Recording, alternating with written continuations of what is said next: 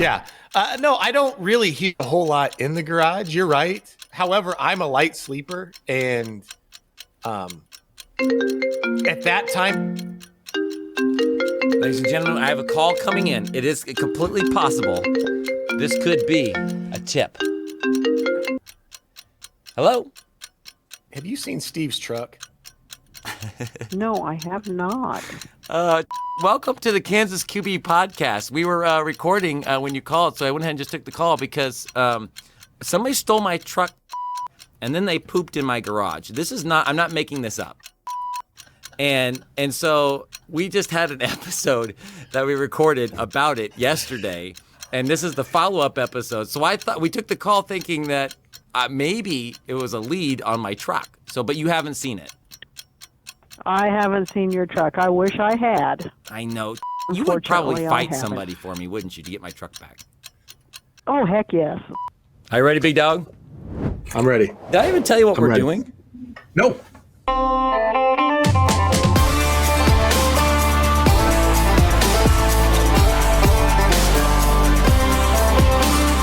Welcome to Kansas QB, a podcast about growing up in rural Kansas, hosted by two former high school quarterbacks. And now, here are your manly hosts, Steve Jewell and Tyler Martin. Yeehaw! Item cowboy. I don't even own a horse. Growing up in the cornfields of the Sunflower State, we were inseparable. Brothers from different mothers who also happen to be sisters. Our moms, not us. Decades later, he's in Iowa, I'm in Missouri, and he's in Utah. But we'll always have Kansas. And some of us will always be the QB. Howdy, folks, and welcome to the show. I'm Steve, he's Tyler, and he's our friend Matt. And today's episode is entitled Midway Memories. Hey, Tyler, look who's back.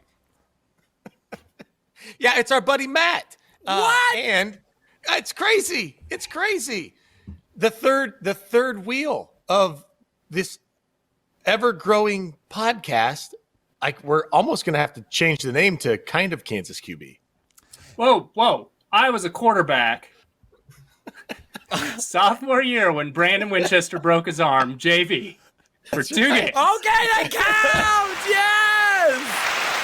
Matthew Pally, Kansas QB. Well, you know what? That's not a whole lot better than me, Matt, because my claim to fame as a QB was a triple backup my freshman year behind Eric Furman and Tyler Martin. And I did start as quarterback our 8th grade year. So I think JV quarterback, I think you might have a better claim on Kansas QB than me, because I didn't really start QB until I left here, Midway. We started the program at St. Joe Christian, and they needed a quarterback. So boom, in I went. All right. Okay, but we got 3 quarterbacks. Excellent. Also, the elephant in the room, let's just get it out of the way. This isn't the first time that we've welcomed Matt back to the show today, is it, Tyler? No. And it's not the first time that we've restarted an episode with Matt. Something about Matt gets me flustered. This doesn't happen that often, Matt. But yes, for the second time, as many times as we've had Matt on the show, we got a solid 15 minutes in that episode before I realized, I never hit record. And right now I'm not even 100% sure if I hit it. Oh, I did. It's recording. We're good. Okay. So, whoa. Here's the difference, though. This is the first time, which Matt just said, this is the first time that we've been face-to-face. Matt and I have been face-to-face. Every other time, it's either been pre-recorded with Matt, and then we did it, or last time I was in Arizona, you guys were on the video, and I was just on the phone. So, Matt, again, it's great to see you, Mr. Rogers. Yeah, it's been like 20 years, Coach. I'm just taking a nice relaxing day in my sweater. He calls him Mr. Rogers because our friend Matt, is he sporting, Mahomes hair? Yes. Does he have sweet headphones? Yes. Does he have cool lights? Yes. Does he look particularly fancy in his cardigan? Yes. But that does not change the fact that he does look like Mr. Rogers. Kind of a Mediterranean Mr. Rogers. I'll take that. I'll take that. All right, so Tyler, Matt, we have hit an important milestone here at Kansas QB. Do either of you know what that milestone is? Tyler, I go do ahead. because I get I know because I get the emails. And Matt knows because we made him guess about 10 minutes ago, and he didn't get it at first. But Matt, go ahead and tell the folks at home, what big milestone did we hit here at the Kansas QB podcast today? Kansas QB just hit 3,000 downloads. Yes, that is something, ladies and gentlemen. 3,000. Now, we talked for a little bit, and we should mention here again that this is not probably all the people that listen to the show, because not everybody downloads. Some people just, stream or listen or VPN. Some people, they like to mask their presence on the net. They don't want, Buzzsprout to know that they're interested in Kansas QB. They don't want those personalized ads, So good for you. Good for you, those that are in that boat. But still, 3,000, nice little milestone.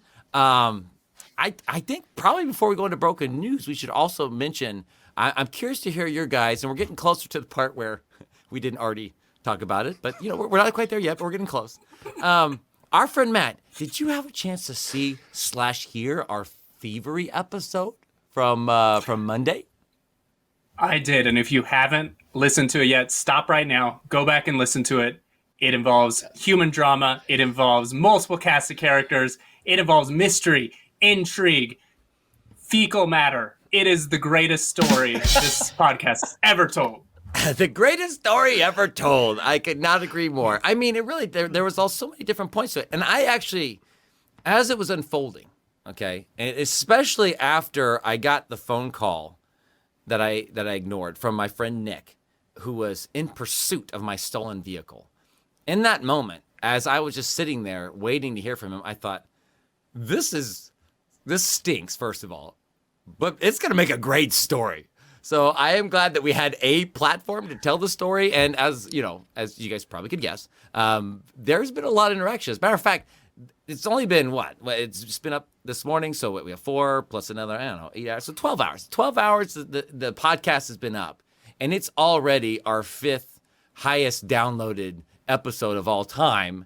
And I think it's because, people are interested in this tagline, which is, they stole my truck and they pooped in my garage. I'm not sure which one brings in more people. Is it the thievery or is it the fecal matter? Like that part, like you tell a good poop joke, like there's going to be little boys tuning in. Like, you know what I mean? Oh, yeah. Like, that's just. And you steal their toys. It's the combo. You steal their toys, they're going to be interested. I had my toy stolen and there was poop involved. So, I mean, I'm interested. Obviously, I wrote the tagline for, us, basically. But yeah, there's been a lot of interaction. Had a Facebook post. We put the video out a little earlier. So not only have we had some people watching on Facebook and YouTube, like, for instance, I walked into school and my main man, Nathaniel, who was one of my media students who actually cares about media and is all in podcast, video, photo. He loves our media class. Does every broadcast with me. Has for the last couple years, even before he was in media class. I walk in and I see him walking down the hall ahead of me. He's got his phone up to his ear, and I can see our faces on his phone. He's listening to the episodes. He's walking down the hall, because it's must listen to TV. I mean, what surprised you guys the most? Because you would expect truck stolen, right? Keys left in truck stolen. It's a short story, but it just kept going. That's an hour episode. What surprised you about the story?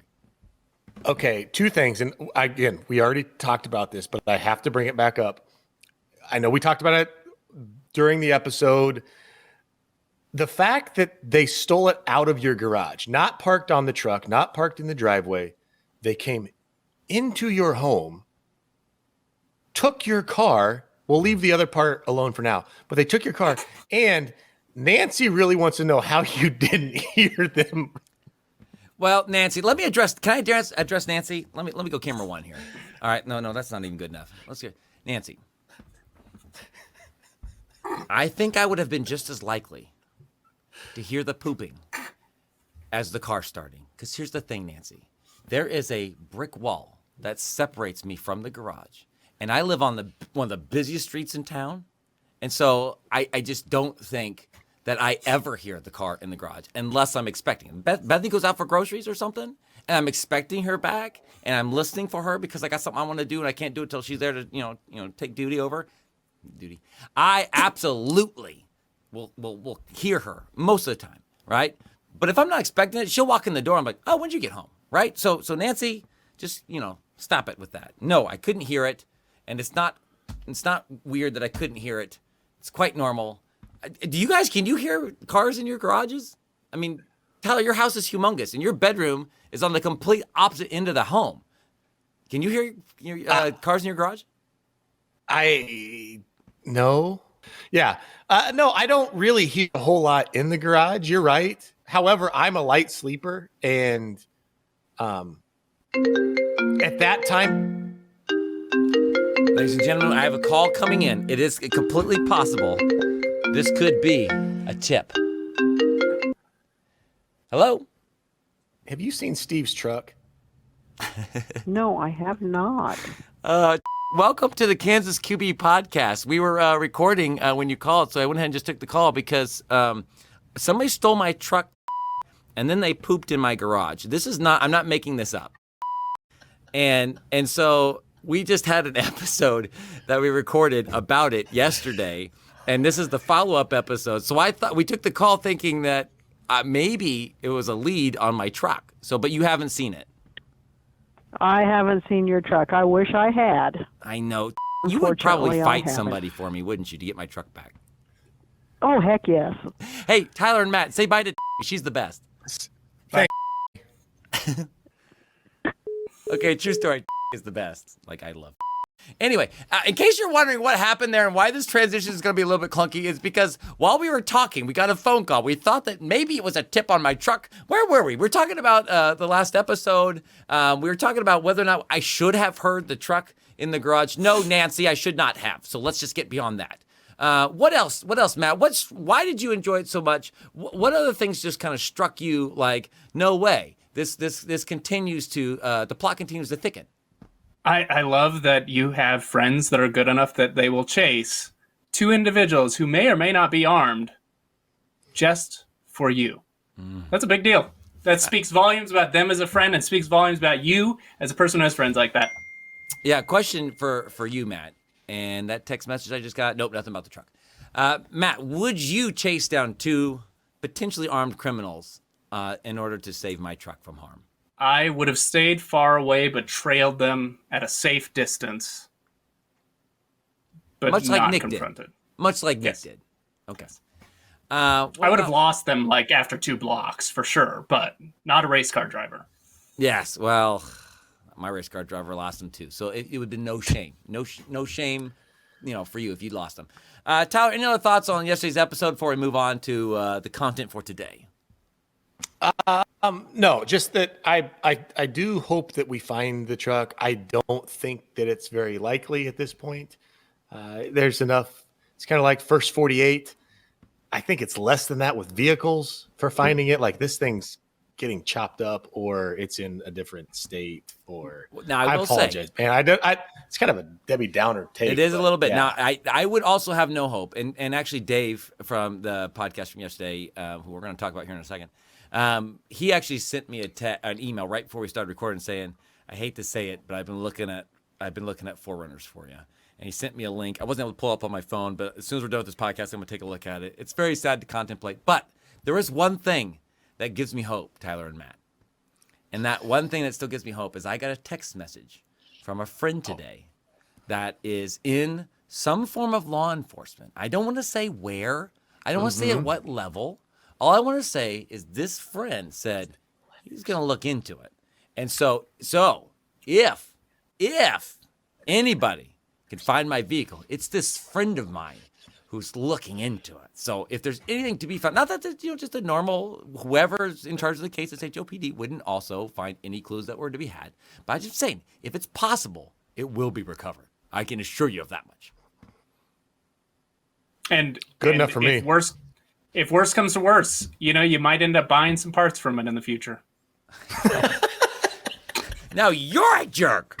Broken News is brought to you today by that guy, Mike Hubble, Carbon of Midway, my man Jonah, Mark and Nancy, Darren Football, and our latest sponsor, the guy who knows more about third-gen Forerunners than Mr. Toyota himself, car guy David Dudek. Yeah.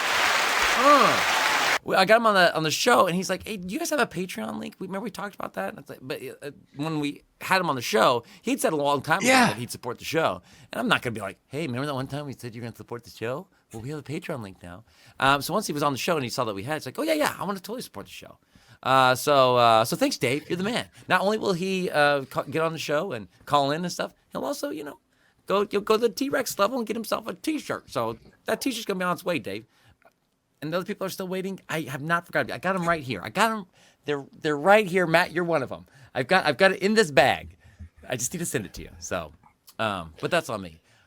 Okay. If you'd like to be a friend of the show, head on over to www.patreon.com/KansasQB. And of course, we would love for you to subscribe to the Jewel Media LLC YouTube channel. And thank you for those who have subscribed since yesterday. We've had several, bumping that old total up. It's funny because if you look in one spot, it tells me I have like 58 subscribers, which isn't a lot. I know. I get it. Okay. Everybody back off. But in another place it says only 22. I think it's because like my entire 7th grade Bible class on their Chromebooks one day, I mentioned I had a YouTube channel and they all went and subscribed. And I don't think YouTube always counts that. I think they're lovely people and they should totally count. But, whatever. But thanks to those of you who joined just in the last couple of days, as well as having downloaded the show on all of your favorite podcasting platforms. Broken news. As we like to say, if it ain't broken, it ain't news. Breaking news is for tryhards. We no longer have the stamina for that kind of effort, so we take stories that have already been broken and share them with the folks at home. Have you heard about this, Tyler? And Matt. According to an article that appeared in the Baltimore Sun over a decade ago, so you know it's current, there are playground fights, and then there are playground fights, like the kind that lead to escalation and arrests. That's why they made that show, right? In Baltimore. Which one? The Wire? Never heard of Wasn't that about playground fights? Not. The Wire? Okay. Maybe I'm off. Are you thinking of Fresh Prince of Bel-Air? Nah. Oh, no, that was California. It's Philly. It's Philadelphia. Philly. Born Playground and fight raised. was Yeah, in but it was- Philly. West Philadelphia, But it born took and raised. place in California. Can I just say that, listening back to yesterday's, whole thing, there was a point where I said, this is a story all about how. And then as I almost said, my life got flipped, turned upside down, but I didn't. I resisted it. And later I regretted it. I should have just done it. Anyway, according to the article, 4 children arrested, handcuffed after playground fight by Peter Herman. It's virtually impossible to imagine a scenario where it is appropriate to take 8 and 9-year-olds out of a school in handcuffs, said Sonia Kumar, an attorney with the Maryland chapter of the American Civil Liberties Union who works with juvenile issues. The notion that this was treated like any other felony case is totally sickening, she said. What universe is that? Later in the article, a representative of the police department countered by saying, shouldn't we be more concerned that 3 children were seriously assaulted than the location of the arrest? Googly Me said, it's his name, Googly Me. It makes you think that this article's not real, but it's the Baltimore Sun. And maybe you can Google him later. But what is being missed in the debate over how the arrests were made, said 2 leaders in the Morrell Park Elementary School, is that children in the community are out of control and fighting is so rampant that police have twice led anti-bullying seminars at the elementary school. Wendy Roberts, president of the Morrell Park Community Association, said there have been quite a few incidents, a lot of girl against girl fights. She said one boy was hit in the head and ended up in the hospital with a bruised eye socket, an incident unrelated to the elementary school fight. Why did I pick that part of the article? Because I wanted you to see that on the one hand, you have people saying it doesn't matter what the kids do on the playground. They should not be taken in handcuffs. There's a grandpa on there that's like, I don't know why they did that. That's shameful. And then you read a little bit later and find out, well, the reason was because his granddaughter was holding somebody else's head underwater and threatening to drown them. And then another girl was holding somebody else's head down on train tracks, telling them that they were going to let their head get squished like a melon when the train comes. I think that's why they're taken out of the school in handcuffs. And it's just nice to hear that, kind of 2 different sides talking about it. What are you guys' thoughts on this article? Go, Matt. I have many thoughts, but these kids are now grown up now. I hope they're doing much better. and I hope that the community is healed. And I don't even want to get into specifics because I have no idea. That is way outside of my wheelhouse right here. But hope they're doing better. Well, see, that's one thing that I was worried, Matt. When we started this podcast, it had been a while since Tyler and I interacted in any kind of like recorded fashion or around peers, because we just saw each other at Christmas and stuff. I was a little concerned because you know what they say about football coaches, Matt. They just yell obscenities at their players, and they don't care what they say because they can get away with it because they're football coaches, right, at the college level, right? I didn't know what was going to come out of Tyler's mouth. I remember him being a perfect gentleman, when we spent a lot of time in high school and junior high. But what was he going to be like? Was he going to be able to censor, And he has turned out to be a politician. And, Matt, I can see that you are too. Well done, buddy. Way not to get Kansas QB in any hot water with anybody. Tyler?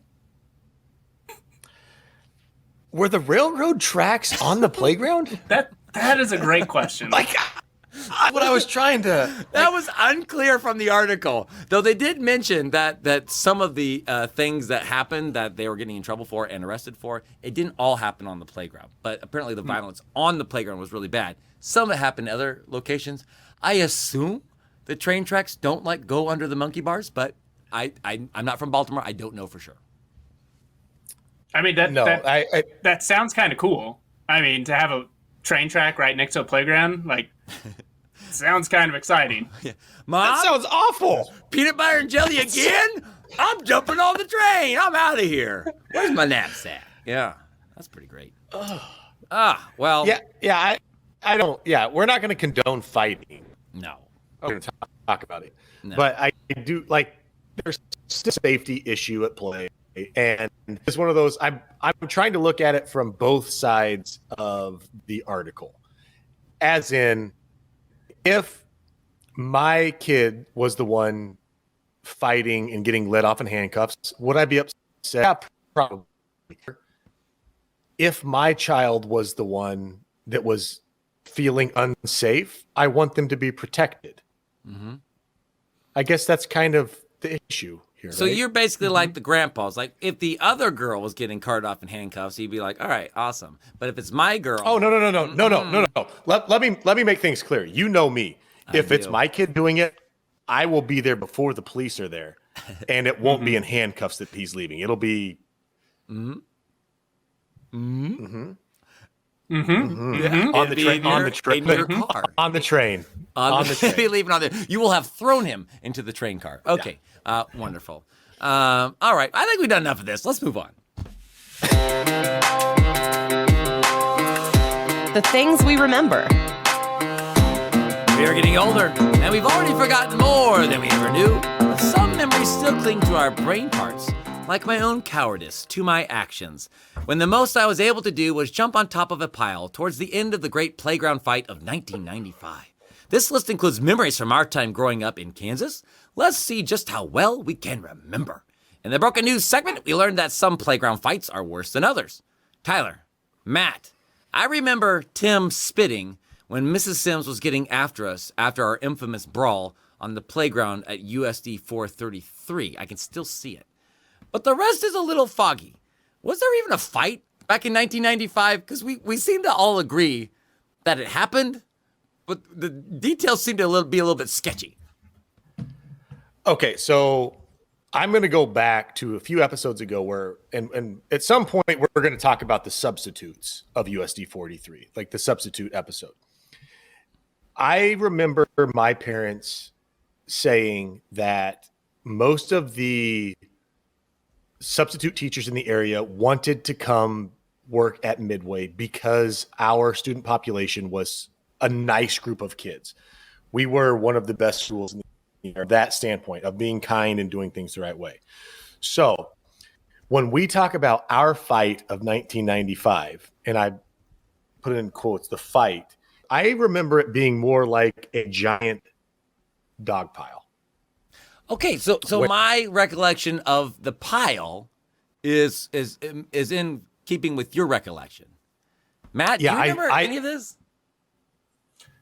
Yeah, so when we talked about the fight, I remember the legend of the fight, but I have absolutely no recollection of the fight, which probably means I was doing what I probably always did, which was probably like, oh, there's a fight going on. I'm playing over there now. Tyler's going to be fine. He might be at the bottom of the pile, but he's going to be fine.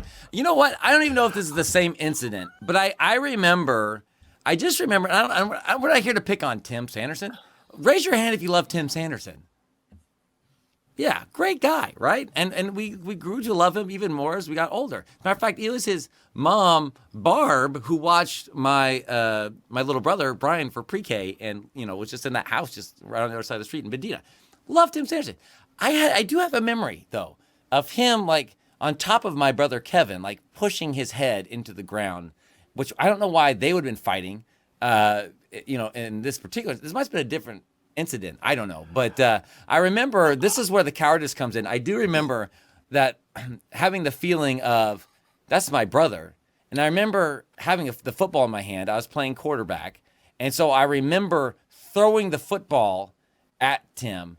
I also remember missing and then not doing much else, which honestly, that memory, and however accurate it is or inaccurate, it really has kind of defined my life in some ways since then. Like, I have been embarrassed and felt bad about that since that moment. It could have been a dream for all I know at this point, but that the lore of me not coming to my older brother's rescue in the back of my mind is as fixed as anything else. I asked Kevin about it one time. I don't even think he remembers it. Like, I don't think he knew what I was talking about. But does that ring any bells for you, Tyler? I'm not so sure that it's not the same one. We should have Tim on the podcast. Well, it makes sense that Kevin would have been playing with us because he was kind. Yeah. And the other guys in his class were going to stack their team, which I'm not going to lie, it's kind of probably what I would have done if we had that same kind of stack class. I wasn't going to lose on purpose.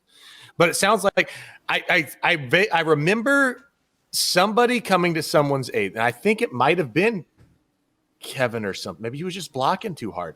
Here's what we're gonna roll with this. Kevin was blocking too hard. Tim didn't like it. I remember kind of starting the fight because somebody was being mean to somebody else. And I remember that part of it where I wasn't going to let that happen. And I went in, I've had enough. We're going to go.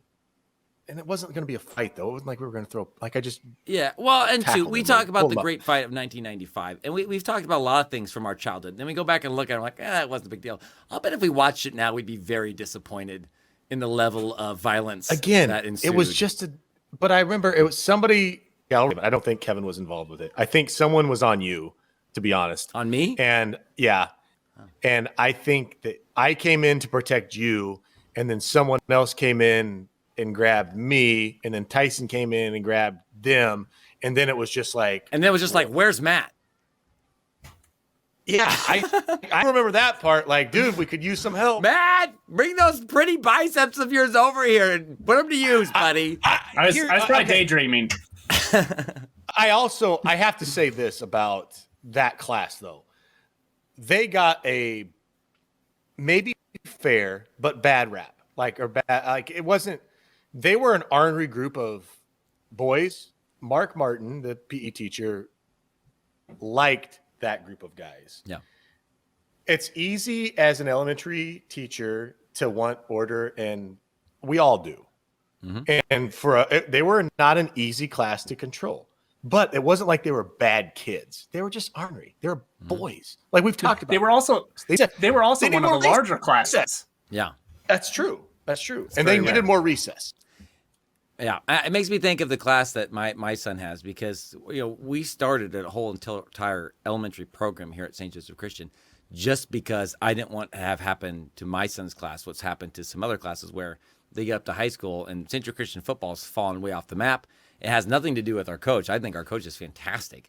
It has everything to do with participation and just people not wanting to play. Mm-hmm. And so I thought, okay, we're going to start an elementary program, and we're going to start with my son's class. Actually, start with the grade ahead of my son, and let's start having them play together and get the idea that each season we go to the next season and we all play together. Right now, there's 19 boys in that class, and they all play something. There's about 12 to 14 I think would play football. And it's interesting because they're a great class, great kids. But every now and then they can be a little ornery. And every now and then you see them kind of getting little scuffles and they're kind of push each other on the playground. And yeah, I'm kind of the same way. Like as much as that, it's not always great. And again, they're great kids. And they're obedient, right? But you can see that competition. And I don't always hate it, Tyler. I don't always hate it as a football coach. I know that's where I'm at. Like my boys to be respectful and listen. And I wish they'd listen sometime. But at some point, I want there to be a little bit of fire in the belly. A little belly fire. I think we covered the fight there. It was probably just a little shoving match that ended in a bit of a dog pile. But of course, we remember this great big thing that we went through. Matt, what are some other things you remember? Maybe it could be conflicts or anything else. Just memories from Midway, since that's the topic for today. Anything else? Just pop it into your brain. So I remember various injuries from playground because I feel like, splinters on the wooden playground equipment, falling off of the monkey bars when we were playing Gladiator on it, getting the wind knocked out of me. The merry-go-round, which we've talked about in the past, which totally does not pass OSHA safety. I remember on play day, 5th or 6th grade year. Play day! I think it was 5th grade year. Play day was a thing! We should have a whole episode about that. I remember splitting my lip open, bleeding profusely, going into the teacher's lounge, my mom fainting on the walk there. It was, yeah.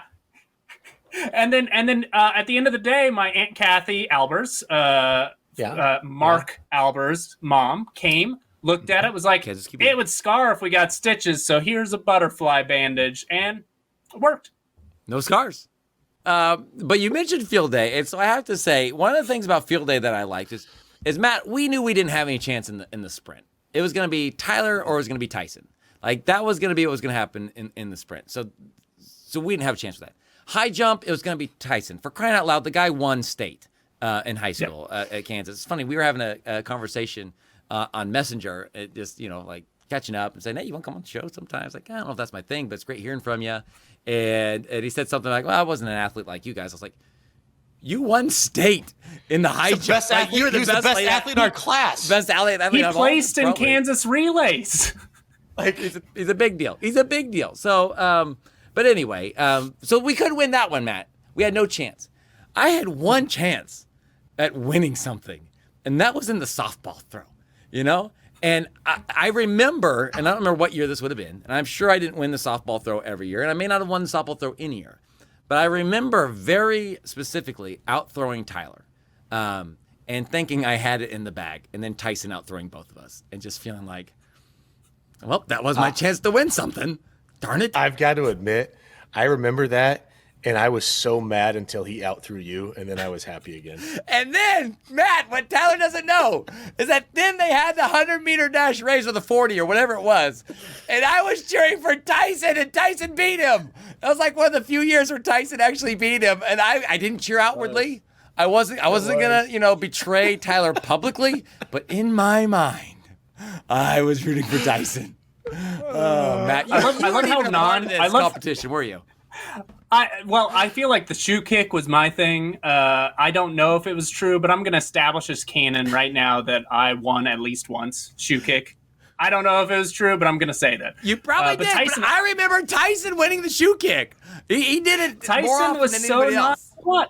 Tyson was so nonchalant. Like he has like half of the records from Midway Denton in track, and yet he was just like, maybe I'm okay. Yeah, he was a great hurdler too. Remember junior high track, or was it high school track? No, junior high track.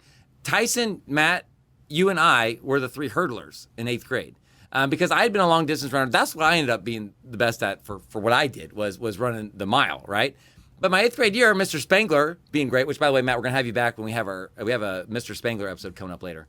But Mr. Spangler being our 8th grade track coach, he just wanted us to have fun. And so he said, what do you want to do? You can pick whatever you want to do. So I said, do I want to run the mile? No. So I said, I'm going to do the discus and I'm going to do hurdles. And so we did hurdles. And I remember thinking I was a pretty good hurdle runner, Matt. And then I remember Tyson just being way better than us. He was good at everything. Oh, yeah. Well, we just establish place, but he would just destroy us. Yeah, we'd be like 4th and 5th. I don't even remember what our color ribbons were, but his were always blue. Those don't count, guys. Yeah. We're aware. Thanks, Tyler. Another day we'll talk about how I fell in junior high track and still have the scars. to this I day. remember that. Boy, I felt so bad because we had an asphalt track. Like, you don't see those anywhere anymore. I finished. He finished, folks. And I got 6th place because of it. Out of 6. Man. Well, guys, any other memories we need to hit really quickly before? I think this episode, I lost our timer when we had to restart. So I have no idea how long we've been talking, but I feel like we're probably towards the end. Anything else before we go? Can we do this again? I Like think with this the three is, of us? Well, it's up to Matt. I mean, he's the one that's in Utah. He's the one not getting paid like you and me, Tyler. But we already established, even telling his wife that he's doing this. He's just on a phone call. Yeah, so he can do whatever he wants. Just, As long as I don't get in trouble for my work for missing a call today. Did you miss one? Did Maybe. you miss one? Maybe. He's even sacrificing for the show. Have him call. She'll explain everything. Yeah. Well, and if they have like any financial matters that need to be taken care of, the best. If you didn't get that joke, it's probably because I edited that part out. Well, that does it for Things We Remember. As we reach Mark Jewell in the guest list for the Thievery Podcast episode of Life, we're just thrilled that we remembered something. Kansas QB is a production of the Jewel Media Podcasting Network. And before we go, we want to thank Tracy of Tracy Lindley Voiceovers for the way too professional audio. And of course, I would like to thank Tyler and Matt for clearing time in their busy schedules, even missing work calls, to talk about Midway memories. I'm calling it audible. I don't want to go to Sycamore Springs anymore. I want to go to Arches with Matt. Do it. You've got like 4 months left. And then it's Well, Yosemite. that does it for this episode. For Tyler, I'm Steve. And for Matt, he's Matt. Wishing you big fun in your small town.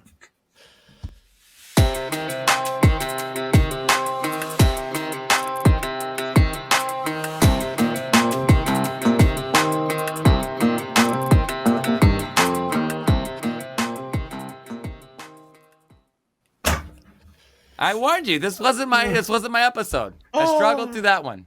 Editing's gonna get us through, guys. Editing's gonna get us through. I don't want to be you editing this. That's all Take a lot longer. Yeah.